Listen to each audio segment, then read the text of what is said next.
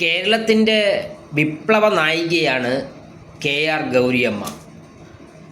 പക്ഷേ ഈ ഗൗരിയമ്മയ്ക്ക് ഗൗരി എന്ന് പേരിടാൻ അവരുടെ പിതാവിന് പ്രചോദനമുണ്ടായ മറ്റൊരു ഗൗരിയുണ്ട്, ഗൗരി ശങ്കുണ്ണി. അതായത് ദക്ഷിണ ഇന്ത്യയിൽ ആദ്യമായി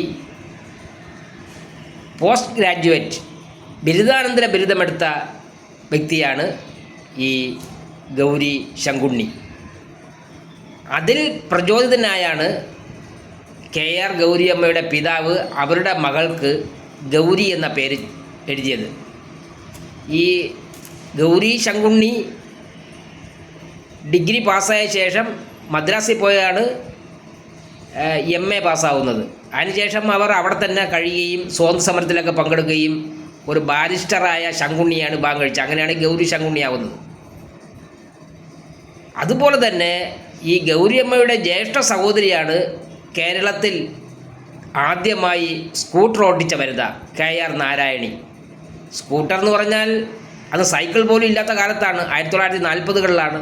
പക്ഷേ അവരൊന്ന് ഓടിച്ചത് ഇന്നത്തെ പോലെ ആക്റ്റീവ പോലത്തെ സാധനമല്ല, ബുള്ളറ്റാണ് അവർ ഓടിച്ചത്. ആൾക്കാർ ഇങ്ങനെ കാഴ്ചക്കാരായിട്ട് നിൽക്കുമായിരുന്നു ചേർത്തലയിൽ.